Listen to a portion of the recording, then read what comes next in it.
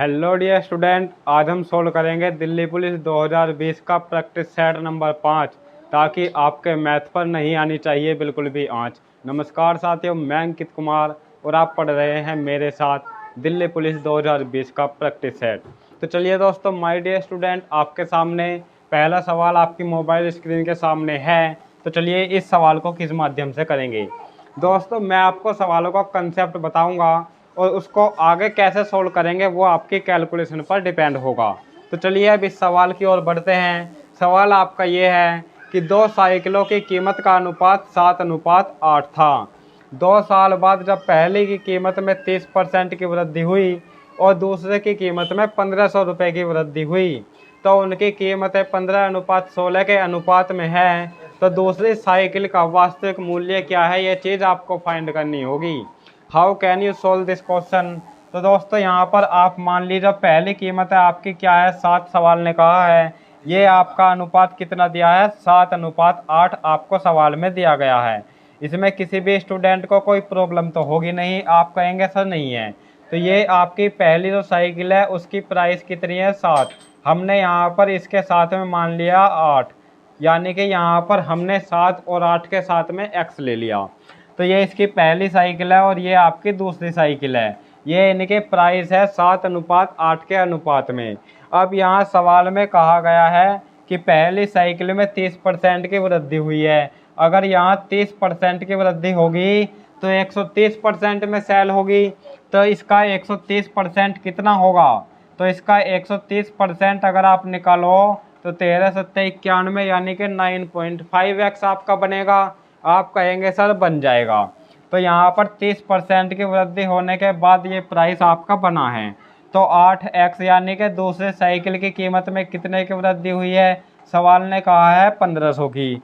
इतनी वृद्धि होने के बाद सवाल का जो रेशियो बनेगा वो आपका 15:16 बनेगा। ये सवाल में सभी की सभी चीज़ें आपको दी गई है। यहाँ से अब आपको क्या कार्य करना होगा, x की वैल्यू फाइंड करनी होगी। जब आपकी यहाँ से x की वैल्यू फाइंड हो जाए उसके बाद आपको बताना होगा दूसरी साइकिल का वास्तविक मूल्य है। तो x की वैल्यू फाइंड करने के बाद यहाँ पर आपको वैल्यू रखनी होगी 8x में। तो आपका करेक्ट आंसर हो जाएगा, जो कि आपका ऑप्शन नंबर डी एकदम एग्जैक्ट मैच करेगा। तो दोस्तों, ये कैलकुलेशन आप जितनी फास्ट करोगे उतनी ही तेज़ी से आपका आंसर निकल के आएगा। तो चलिए अब नेक्स्ट क्वेश्चन की ओर बढ़ते हैं। Next question has come in front of your mobile screen which is related to discount. तो माय डियर स्टूडेंट, पहला सवाल आपका हो चुका है। उसके बाद दूसरा सवाल ये है कि 32% की छूट के साथ बिक्री मूल्य और 20% और 12% की 2 क्रमिक छूटों के बीच का अंतर यहाँ पर 36 रुपये है। तो वस्तु का अंकित मूल्य आपको बताना होगा। सवाल का कहने का अर्थ यह है कि यहाँ पर एक छूट दी गई है 32% की, या फिर छूट दी जाती है 20 और 12% की क्रमिक। तो उनका अंतर आपको दिया है 36 रुपये। तो आपको बताना होगा कि उसका अंकित मूल्य कितना है। तो यहाँ पर माय डियर स्टूडेंट, एक छूट आपको साफ साफ दी गई है। कितनी, ये आपको दी गई है 32%। कितनी है माय डियर स्टूडेंट, आपको यह छूट 32%। और दूसरी तरफ आपको दी गई है 12% और दूसरी छूट आपको यहाँ पर 20%। तो 12 और 20% तो आपको यह छूट क्रमिक रूप से देनी होगी और यहाँ पर आपको ये एकल छूट देनी होगी 32। तो इन दोनों का अंतर आपको सवाल में 36 रुपये दिया गया है। तो you have to find the market price, यानी कि CP आपको यहाँ पर नहीं बताना, अंकित मूल्य आपको बताना होगा। तो यहाँ पर ध्यान से देखिए, ये आप अगर एकल छूट निकालोगे तो ये आपका कितना आ जाएगा, 32.24% तो यहाँ पर एकल छूट आपकी 32 है और यहाँ पर 32.24% है। तो यहाँ पर आपका दोनों का कितना अंतर आएगा, 0.24। इसकी वैल्यू ही सवाल में आपको यहाँ पर 36 रुपये दी गई है। इसकी वैल्यू आपको 36 रुपये दी गई है। तो ये आपकी 1% की वैल्यू आपकी कितनी आ जाएगी, यहाँ पर 15। ये 1% की वैल्यू 15 है। तो 100% की वैल्यू आपकी कितनी आ जाएगी, 1500। यही इस सवाल का करेक्ट आंसर हो जाएगा। Now we have to go further. Next question आपके सामने माय डियर स्टूडेंट, ये रहा टाइम एंड वर्क का ये सवाल आपके सामने हाजिर है। सवाल आपका ये है कि पुरुषों के एक समूह ने 20 दिनों में एक काम करने का फैसला किया, लेकिन उनमें से 5 अनुपस्थित रहे। यदि शेष व्यक्ति जो आपके बचे हैं समूह कार्य को 24 दिनों में पूरा कर सकता है, तो मूल समूह में आपके कितने पुरुष, तो ये चीज़ आपको फाइंड करनी होगी। तो माय डियर स्टूडेंट, मान लीजिए आपके प्रारंभ में पुरुष x थे। जब आपके इतने पुरुष लगे तो कार्य आपका 20 दिनों में पूरा हुआ था। लेकिन अब आपके व्यक्ति x ना होकर इसमें से 5 व्यक्ति आपके कम हैं, तो इसलिए यहाँ पर अब आपको 24 दिन लगे। ये चीज़ आपको यहाँ पर इक्वल रखनी होगी। ये आपका कट जाएगा 4 पंजे 20 और 4 6 24। तो ये आपका 5x बराबर 6x माइनस के 30 आपका बनेगा। तो यहाँ पर x की वैल्यू आपकी 30 निकल कर आएगी और यही इस सवाल का करेक्ट आंसर हो जाएगा, जो कि ऑप्शन नंबर डी यहाँ पर आपको दिया गया है। तो विच of the following option will be correct, you will say D इस सवाल का करेक्ट आंसर है। तो चलिए नेक्स्ट क्वेश्चन की ओर बढ़ते हैं। Next question has come in front of your mobile screen, which of the following student tell me the answer of this question. तो माय डियर स्टूडेंट, सवाल काफ़ी आसान है कि 4.5 किलोग्राम का कितने परसेंट यहाँ पर 18 ग्राम है। अगर यहाँ पर आपकी यूनिट ये ग्राम में है, तो ये यूनिट भी आपकी ग्राम में होनी चाहिए, तभी ना जाकर आपका ये सवाल का आंसर सही होगा। तो यहाँ पर आपको बताना होगा 4.5 किलोग्राम का जो 18 है ये आपका कितने परसेंट है। अगर ये आपका ग्राम में है तो ये भी आपका ग्राम में होना चाहिए। तो इसका ये मतलब हुआ कि 4500 ग्राम का जो 18 है ये आपका कितने परसेंट है। परसेंट में आपको बताना होगा, तो 100 से मल्टीप्लाई आपको करनी होगी और इसे सोल्व करने के बाद आपका आंसर आ जाएगा। तो ये आपका कैंसिल आउट हो जाएगा, 9 दूनी 18 और 9 पंजे 45। अगर आप दोनों तरफ 2 से भाग नहीं करके गुना करोगे तो ये आपका 4/10 बनेगा और 1 अंक बाद आपका यहाँ पॉइंट लग जाएगा। तो ये इस सवाल का करेक्ट आंसर हो जाएगा, जो कि ऑप्शन नंबर बी यहाँ पर एग्जैक्ट मैच है। तो यही इस सवाल का करेक्ट आंसर है। Now we are going to next question. तो next question my dear student आपके सामने है 3D मेंसुरेशन का, जो कि ज़बरदस्त सवाल है, काफ़ी इम्पोर्टेंट सवाल है। एक दवा का कैप्सूल 0.8 सेंटीमीटर व्यास के एक सिलेंडर के आकार में होता है, जिसके प्रत्येक सिरे पर 2 गोलार्ध होते हैं। यानी सिलेंडर के ऊपर और नीचे 2 गोलार्ध है। इसका ये मतलब हुआ कि एक अर्धगोला है, एक ऊपर अर्धगोला है और एक नीचे अर्धगोला है। तो आप यह भी कह सकते हो कि पूरे सिलेंडर पर एक कुल मिलाकर आपका गोला बनेगा। तो यहाँ पर आपका हो चुका है यहाँ तक। पूरे कैप्सूल की लंबाई 2 सेंटीमीटर है, तो आपको क्षमता बतानी है क्या है। तो माय डियर स्टूडेंट, काफ़ी बहुत ही इम्पोर्टेंट सवाल आपके सामने ये है। तो ध्यान से देखिए, अगर ये आपका कैप्सूल का व्यास 0.8 सेंटीमीटर है, तो क्या आपकी त्रिज्या 0.4 सेंटीमीटर नहीं होगी, क्योंकि आपकी जो त्रिज्या होगी वो व्यास की आधी हो जाएगी। तो यहाँ पर आर की वैल्यू आपकी कितनी है, आपकी 0.4। अब यहाँ पर 2 सेंटीमीटर आपका क्या है, 2 सेंटीमीटर पूरे कैप्सूल की लंबाई है। जब आपकी ये त्रिज्या 0.4 है, तो एक गोलार्ध आपका ऊपर बनेगा बेलन के और एक आपका नीचे बनेगा। तो यहाँ पर 0.4 सेंटीमीटर की त्रिज्या पूरी की पूरी बेलन की लंबाई में से कम हो जाएगी। अगर यहाँ पर एक त्रिज्या आपकी 0.4 कम होगी, तो 2 त्रिज्या आपकी यहाँ पर 0.8 सेंटीमीटर कम हो जाएगी। तो यहाँ पर आप जो गोले की आपकी त्रिज्या होगी उसे कम करने के बाद जो बेलन की लंबाई बचेगी वो आपको 2 में से माइनस कर देनी होगी। तो यहाँ पर आपकी लंबाई, या फिर आप इसे हाइट भी कह सकते हो, वो आपकी यहाँ पर कितने निकल कर आएगी, 1.2 सेंटीमीटर ये आपकी बनेगी। आपसे पूछा है कि आपकी पूरी की पूरी क्षमता क्या है। इसका ये मतलब हुआ कि आपको उसका पूरे बेलन का या कैप्सूल का आयतन बताना होगा। अब पूरे कैप्सूल का आयतन तब निकलेगा जब आप पहले तो बेलन का आयतन यानी कि πr² में यहाँ पर ऐड आपको करना होगा एक गोले का आयतन यानी 4/3 πr³। तब आपका यहाँ पर पूरे के पूरे कैप्सूल का आयतन या फिर आपकी क्षमता निकल कर आएगी। Now you have to put the value of h and r। तो यहाँ पर ध्यान से देखिए, अब आपको केवल कुछ नहीं करना, यहाँ पर आपको वैल्यू पुट करनी है। तो यहाँ पर पाई है और यहाँ पर भी पाई है, ये आपका 22/7 हो जाएगा। और यहाँ पर हम इस चीज़ को कॉमन ले लेंगे, यहाँ पर आर स्क्वायर है, यहाँ भी आर स्क्वायर है, दोनों चीज़ों को कॉमन ले लेंगे तो आपका कितना हो जाएगा, सॉरी ये आपका आर क्यूब हो जाएगा। तो यहाँ से आर स्क्वायर आप कॉमन ले सकते हो और आर की वैल्यू आपकी कितनी है 0.4, तो यहाँ पर 0.4 का आपका स्क्वायर बन जाएगा। यहाँ पर आपकी वैल्यू कितनी बची एच की वैल्यू आपके कितनी आई थी 1.2 और प्लस आपका 4/3 यहाँ पर एग्जैक्ट ऐसे ही बचेगा। और यहाँ पाई की वैल्यू आपने कॉमन ले ली है, एक आर आपका बचेगा जिसकी वैल्यू आपकी 0.4 है। बस अब आपको ये कैलकुलेशन अपने आप से करनी होगी, जब आप अपने आप को एफर्ट में डालोगे तब आपकी कैलकुलेशन मजबूत होगी। तो जब आप इस कैलकुलेशन को करोगे तो आपका कौन सा ऑप्शन मैच होगा, ऑप्शन नंबर यहाँ पर आपका ए एकदम करेक्ट मैच हो जाएगा। तो ये इस सवाल का करेक्ट आंसर हो जाएगा अगर आप इसे अपनी कैलकुलेशन से सोल्व कर लोगे।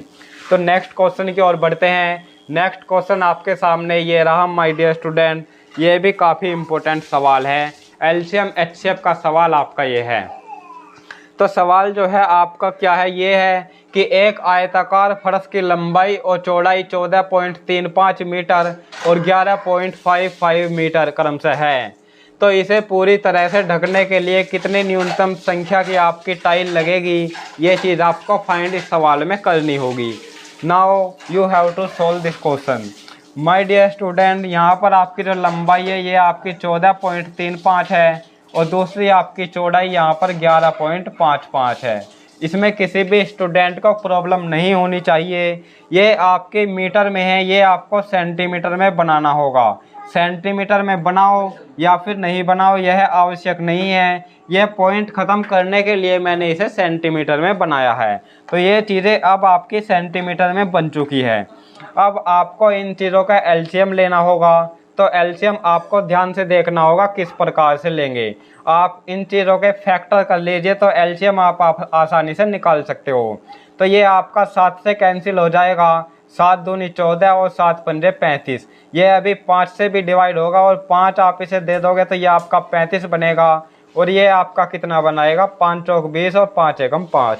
ठीक इसी प्रकार ये आपका 7 से कटेगा तो ये आपका कितना आ जाएगा, 7 एकम 7, 4 7 छिंग 42 और 7 पंजे आपका 35 हो जाएगा। अब यहाँ पर आपका ये 5 से और डिवाइड होगा, अगर ये आपका 5 से डिवाइड होगा तो ये आप 5 इसे दे दीजिए तो ये आपका 35 बनेगा। और ये आपका कितना बनेगा, 5 तिया 15 और 5 तिया 15। अब ध्यान से देखिए ये आपकी वर्गाकार टाइल बनेगी जो कि इस साइड में होगी। इतनी बात आपको समझ में आई। जो आपके यहाँ पर टाइलों की संख्या होगी वह इन दोनों की मल्टीप्लाई करके आएगी, यानी 41 और 33 में आपको मल्टीप्लाई करनी होगी तो आपका आंसर मैच होगा। अब यहाँ ध्यान से देखिए, यहाँ पर इकाई अंक 3 है और यहाँ पर आपका 1 है। अगर आप इनकी मल्टीप्लाई करोगे तो आपका इकाई अंक यहाँ पर 3 मैच होना चाहिए और एक ही ऑप्शन में आपका इकाई अंक 3 है। यही इस सवाल का करेक्ट आंसर है। Is that clear? Now we have to go next question. तो नेक्स्ट क्वेश्चन दोस्तों आपके सामने क्या है, ये काफ़ी इंपॉर्टेंट सवाल है। आपको मैंने बताया अगर दो दरों को आपको एक साथ मिलाना होगा तो आपको इस फॉर्मूले का इस्तेमाल करना होगा। इज दैट क्लियर और नॉट क्लियर? अब यहाँ आप इस फॉर्मूले का इस्तेमाल करके इस सवाल को सोल्व कर सकते हो। यहाँ पर आपके यहाँ पर त्रैमासिक रूप से देय है और 12% वार्षिक की प्रभावी वार्षिक दर आपको यहाँ पर बतानी होगी। तो यहाँ पर दोस्तों 12% सालाना आपको ब्याज मिलता है। आपको बताना है अगर ब्याज आपकी त्रैमासिक हो तो आपकी ब्याज की दर कितनी होनी चाहिए एक साल में। तो माय डियर स्टूडेंट, अगर आपको 3 मासिक ब्याज के रूप में देना है तो आपकी जो रेट ऑफ इंटरेस्ट होगी ये आपकी यहाँ पर 3% के हिसाब से होगी। तो 3% आपको यहाँ पर 4 बार ब्याज देना होगा क्योंकि 3 महीने के बाद अब आपको यहाँ पर ब्याज देना है। अगर आप इन दोनों दरों को एक साथ मिलाओगे तो आपका बनेगा 6.09। ठीक इसी प्रकार अगर आप इन्हें मिलाओगे तो 6.09 आपका बनेगा। ये जो चीज़ें हैं आपकी इस फॉर्मूले से निकल कर आ जाएगी। ठीक इसी प्रकार अगर आप इन दोनों से निकालोगे तो आपका जो ऑप्शन हो जाएगा वो आपका ऑप्शन यहाँ पर सी मैच हो जाएगा। 12.55 इस सवाल का करेक्ट आंसर आपका आ जाएगा। तो चलिए नेक्स्ट क्वेश्चन की ओर बढ़ते हैं। नेक्स्ट क्वेश्चन आपके सामने ये रहा। इस सवाल का जवाब कौन मुझे बताएगा। सवाल आपका ये है कि एक व्यक्ति ने साधारण ब्याज पर 50,000 रुपये आंशिक रूप से 10% और 12% प्रति वर्ष की दर से निवेश किए। 2 वर्षों के अंत में प्राप्त कुल ब्याज यहाँ पर 11,640 रुपये था। तो निवेश का पहला और दूसरा हिस्सा कितना था, ये चीज़ आपको निकालनी होगी। तो माय डियर स्टूडेंट, यहाँ पर कुल मिलाकर 11,640 रुपये का ब्याज मिला है और ये आपका ब्याज यहाँ पर 50,000 रुपये पर मिला है। ये आपका 2 साल में है तो 2 से डिवाइड करेंगे तो ये आपका 1 साल में निकल कर आएगा। ये आपको परसेंटेज में बताना होगा तो यहाँ पर 100 से मल्टीप्लाई करेंगे। ये आपकी 3 जीरो यहाँ पर कैंसिल हो जाएगी और ये आपका 50 दूनी 100 बनेगा। 100 से अगर इसे डिवाइड करोगे तो ये आपका 11.64% का ओवरऑल 1 साल में ब्याज मिलेगा। अब यहाँ पर सबसे पहली बात, पहले यहाँ पर आपको ब्याज किस रूप में मिला है, 10% और यहाँ पर आपको मिला है 12%। ओवरऑल 1 साल में कितना मिला है, 11.64%। बस यहाँ आपको एलिगेशन लगाना है तो यहाँ पर कितना आ जाएगा, 0.36 ये आपका आएगा और ये आपका आ जाएगा 1.64। अगर आप यहाँ कैंसिल आउट करोगे तो ये आपका 9 से कैंसिल हो जाएगा। ये आपका कैंसिल होगा 4 से। 4 निम 36, 4 चौक 16, 4 एकम 4। ये आपका टोटल कितना प्रिंसिपल बनेगा, 50। 50 की वैल्यू आपको यहाँ पर 50,000 दी गई है तो 9 की वैल्यू 9,000 और 41 की वैल्यू 41,000, यानी सी ऑप्शन इस सवाल का करेक्ट आंसर होगा। तो चलिए नेक्स्ट क्वेश्चन की ओर बढ़ते हैं my dear student. Next question आपके सामने ये रहा। ये जो सवाल है माय डियर स्टूडेंट आपका समय, दूरी और चाल का है। ये सवाल काफ़ी इम्पोर्टेंट और इंटरेस्टिंग है। तो यहाँ पर एक व्यक्ति ने 120 किलोमीटर स्टीमर द्वारा और 450 किलोमीटर ट्रेन द्वारा और यहाँ पर 60 किलोमीटर घोड़े द्वारा तय की। इसमें उन्होंने 13 घंटे 30 मिनट लगे। तो यहाँ पर कुल मिलाकर इतना समय लगा। यदि ट्रेन की गति घोड़े की गति से 3 गुना और स्टीमर की गति की 1.5 गुना है तो स्टीमर की गति आपको फाइंड करनी होगी। First of all you have to take the ratio of the speed of 3। तो यहाँ पर इन तीनों की आपकी स्पीड का रेशियो निकालना होगा। एक है आपकी ट्रेन और दूसरी है आपका हॉर्स, यहाँ पर तीसरा है स्टीमर। तो यहाँ पर जो है ट्रेन की गति आपकी स्टीमर की गति की 1.5 गुना और यहाँ पर ट्रेन की गति है घोड़े की गति की 3 गुना। तो यहाँ पर अगर इसकी स्पीड 1 है तो ये आपकी 3 होगी और इसकी आपकी ये आपकी कितनी है दोस्तों, 1.5 गुना। तो ये आपको यहाँ पर 2 लेनी होगी। इनके साथ में आपको x मानना होगा ताकि आपको यहाँ पर सोल्व करने में कोई प्रॉब्लम नहीं हो। अब यहाँ पर ध्यान से देखिए, ये आपका 120 स्टीमर गया है।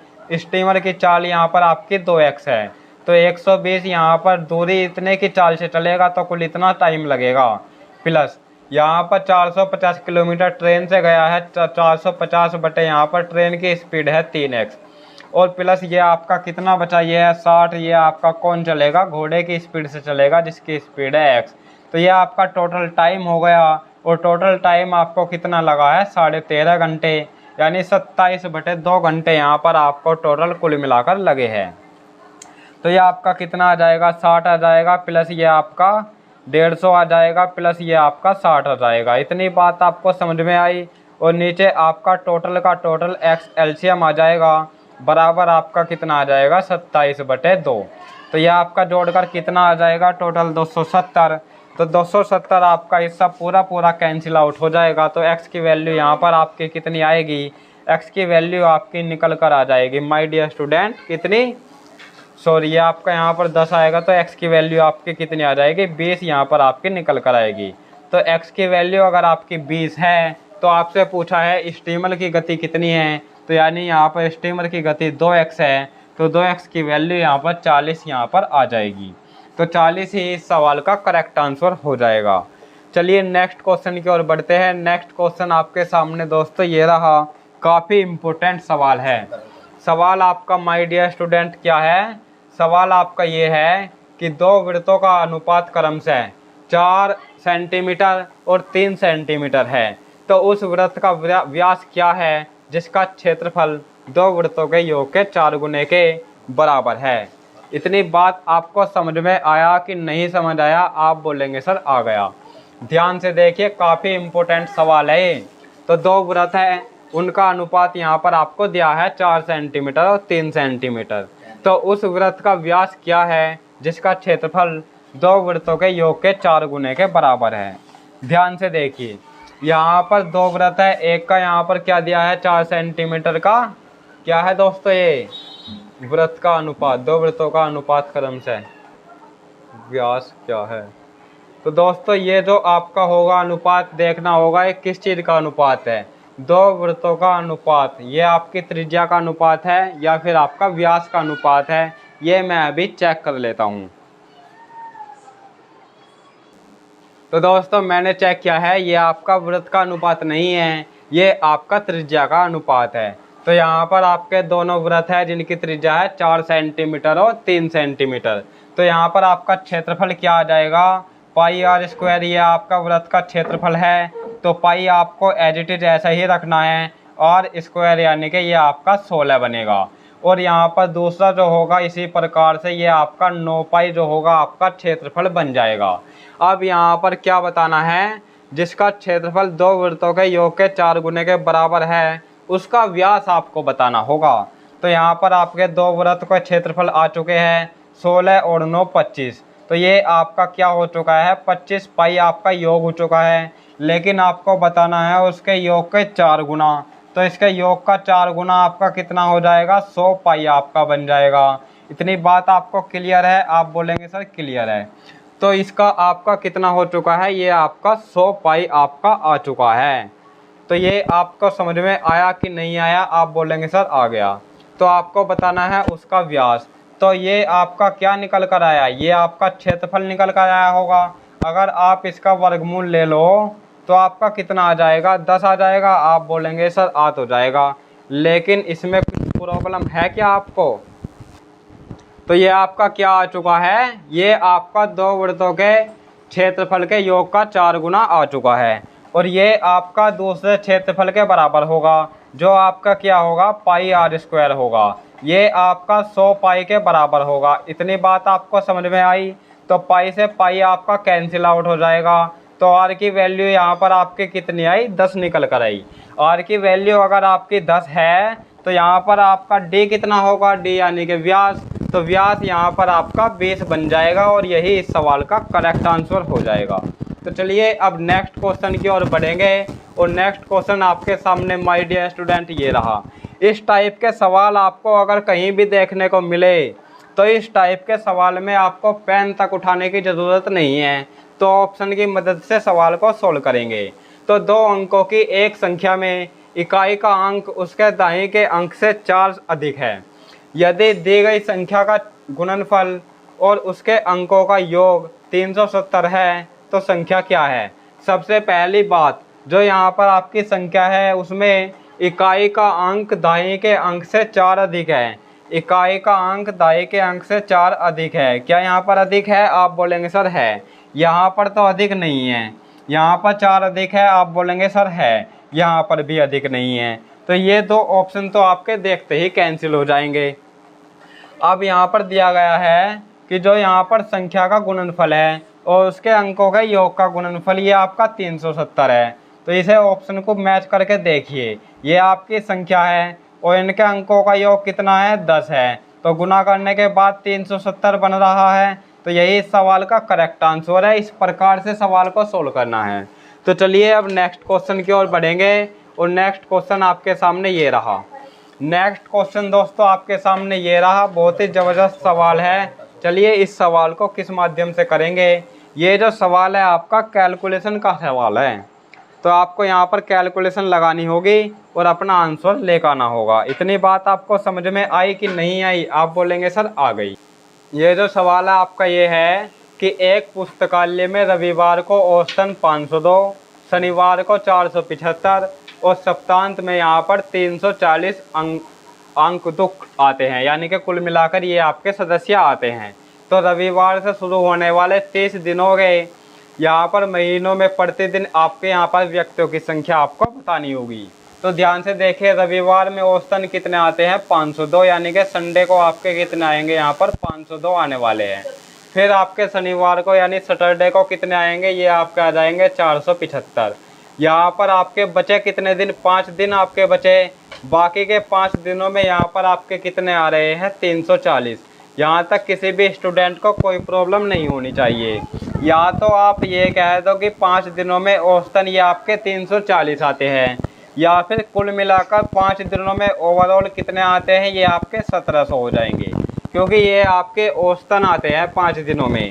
तो यहाँ पर 5 से मल्टीप्लाई कर देनी होगी, तो ये आपका योग निकल कर आ जाएगा। अब आप इन सभी को ऐड करोगे तो ये आपका कितना आ जाएगा, 5 और 2 7, यानी कि ये आपको यहाँ पर लिख के ऐड कर लीजिए, तो आपको यहाँ पर प्रॉब्लम नहीं होने वाली है। तो यहाँ पर 7 बनेगा और ये भी आपका 7 बनेगा। 17 5 22 और 4 आपका कितना हो जाएगा, 26। इतनी बात आपको क्लियर है? 17 5 22 4 26, इतनी बात आपको समझ में आ गई होगी। ये दोस्तों आपके पूरे एक सप्ताह का आ चुका है। किसका आ चुका है, एक सप्ताह का। लेकिन ये आपका रविवार को शुरू हुआ है महीना, और आपको 30 दिनों में बताना है कि कुल आपके कितने आते हैं औसतन। तो यहाँ पर 7 दिनों में आपके इतने आते हैं, यानी एक सप्ताह में इतने आते हैं। तो आपको यहाँ पर 4 से गुना करनी होगी। तो 4 से गुना करोगे तो आपका निकल का कितना आ जाएगा, 28 दिनों का आपका निकल कर आ जाएगा। तो ये आपका बनेगा 7 चौक 28 और 7 चौक 28 2 30, और यहाँ पर 26 चौक का आपका कितना बनेगा, 104। 26 चौक का 104 और 3 107, ये आपका यहाँ पर बन जाएगा। इतनी बात आपको समझ में आई? आप बोलेंगे सर आ गई, लेकिन ये आपका केवल 28 दिनों का है। आपको ये भी तो ऐड करना होगा, जो आपका शनिवार के बाद आएंगे 2 व्यक्ति, वो आपके रविवार के बाद आएंगे। रविवार को बाद आपके कौन से आने वाले हैं, ये आपके आ जाएंगे जो बाकी बचे हुए हैं, यानी कि ये आपके यहाँ पर आएंगे 340 वाले। तो यहाँ पर 340 और 340 आपका कितना हो जाएगा, 680। तो 680 यहाँ पर आपको ऐड करना होगा। तो ये आपका कितना आ जाएगा, 8 आ जाएगा, ये भी 8 आ जाएगा। 7 6 13 का 3 हासिल 1, और ये आपका 10 और 1 11 है। इतनी बात आपको समझ में आई? आप बोलेंगे सर आ गई। अब आपको ये डिवाइड किससे करना होगा, 30 से ये आपको डिवाइड करना होगा, क्योंकि ये आपके औसतन यहाँ पर 30 व्यक्ति आ चुके हैं। अगर आप डिवाइड करोगे तो आपका जो ऑप्शन होना चाहिए वो यहाँ पर सी ऑप्शन आपका मैच होना चाहिए, और यही इस सवाल का करेक्ट आंसर हो जाएगा। तो चलिए नेक्स्ट क्वेश्चन की ओर बढ़ते हैं। नेक्स्ट क्वेश्चन आपके सामने माय डियर स्टूडेंट ये रहा, काफ़ी इम्पोर्टेंट सवाल है सरलीकरण का। तो संख्या को पूर्ण संख्या बनाने के लिए आपको बताना होगा कि इसमें से क्या घटाना चाहिए। तो ध्यान से देखिए, पहली संख्या आपके सामने है 3 सही 1/7, और प्लस ये आपकी दूसरी संख्या है 4 सही 3/7। क्या है आपकी दूसरी संख्या, 4 सही 3/7, और प्लस ये है आपकी 1 सही 1/6। अब ध्यान से देखिए, ये तो आपकी पूर्ण संख्या अपने आप में है। अगर आप इन्हें हटा दो तो ये आपकी पूर्ण संख्या बची रहेगी। तो कुल मिलाकर आपको ये देखना होगा कि इन्हें ऐड करने के बाद आपका कितना आने वाला है, वही आपको माइनस कर देना होगा। तो आपका एलसीएम कितना आएगा, 42। यहाँ पर आपके तीनों के तीनों, आपको चारों के चारों ऑप्शन में 42 दिखाई दे रहा है। तो आपका 7 6 42 यानी कि 6, और 6 3 18, और प्लस आपका यहाँ पर 7 हो जाएगा। यहाँ पर आपको ऐड कर देना होगा तो आपका आंसर हो जाएगा। तो यहाँ पर 8 7 15 15 6 21, यानी का अंक आपका 1 होना चाहिए। ऑप्शन नंबर सी आपका यहाँ पर मैच होता है। तो चलिए ये आपका नेक्स्ट क्वेश्चन ये आपके सामने आने जा रहा है। इस सवाल का आंसर देखते हैं कौन बताएगा। तो एक व्यक्ति अपनी मासिक आय का 75% खर्च करता है। यदि उसकी आय में 50% की वृद्धि हुई और व्यय में 80% की वृद्धि हुई, तो उसकी मासिक बचत में कितने परसेंट की कमी या वृद्धि हुई, ये चीज़ आपको बतानी है। तो यहाँ पर मान लीजिए ये आपकी जो इनकम है ये 100 है, इसमें से यहाँ पर 75 रुपये खर्च करें तो यहाँ पर कितने बचे होंगे, 25 बचे होंगे। कोई भी इस चीज़ को बता देगा। अब यहाँ हुआ ये कि इसकी जो आय है 100 ना होकर ये आपकी 50% की वृद्धि हुई, यानी ये अब आपकी 150 बन चुकी है। और यहाँ पर खर्च में 80% की वृद्धि हुई, तो ये आपका खर्च कितना है, यहाँ पर आपका 25, यहाँ पर 80% की वृद्धि होती है। 80% का मतलब कितना होता है, 4/5। तो वृद्धि होने के बाद ये बनेगा 9/5। तो 5 पंजे 25 और 9 पंजे 45, ये आपका बन जाएगा। इतनी बात आपको क्लियर है? आप बोलेंगे सर क्लियर है, इसमें कोई दिक्कत यहाँ पर आपको नहीं होनी चाहिए। तो यहाँ पर आपका ये कितना बचेगा? आप बोलेंगे सर कितना बचा? ये आपका उसकी मासिक बचत में, तो ये कितने खर्च बचत में कितने % की वृद्धि हुई? आप बोलेंगे ये आपने गलत कर दिया, ये आपका यहाँ पर इसमें वृद्धि नहीं हुई। ये आपकी जो वृद्धि है यहाँ पर इसमें हुई है माय डियर स्टूडेंट खर्च में। खर्च आपका कितना था? या आपका 75, तो आपको इसका 9/5 करना होगा, या आपका 135 बन जाएगा। आप बोलेंगे सर बन जाएगा, तो ये आपका कितना बचेगा? ये आपका 15 बचेगा, क्योंकि इसे ऐड करने के बाद आपको 150 भी तो बनाना है। तो यहाँ पर आप बताओगे कि यहाँ पर कितने की कमी हुई है, तो आप कहेंगे 10 की कमी हुई है, और कमी किससे हुई है? आपकी 25 से।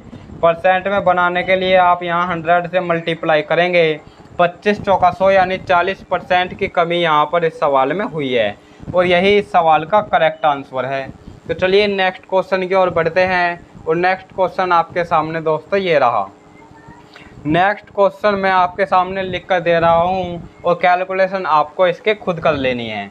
तो रोहित अपने माल पर क्रय मूल्य से 30% अधिक अंकित करता है, और यहाँ पर 13.5% की छूट देता है। यदि वह इस वस्तु को इतने रुपए में बेचता है, तो यहाँ पर आपको क्रय मूल्य बताना होगा।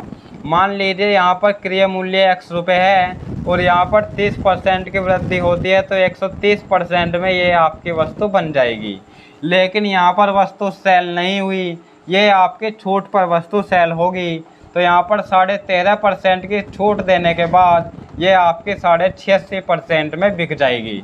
लेकिन इसके अनुसार सवाल ने कहा है कि ये वस्तु आपके इतने रुपए में सेल होगी। यहाँ से आपकी x की जो वैल्यू निकल कर आएगी वही इस सवाल का करेक्ट आंसर हो जाएगा, और ऑप्शन नंबर ए इस सवाल का एकदम करेक्ट मैच हो जाएगा। तो आज के लिए माय डियर स्टूडेंट इतना ही रखते हैं, और बाकी कल करेंगे। तब तक के लिए धन्यवाद।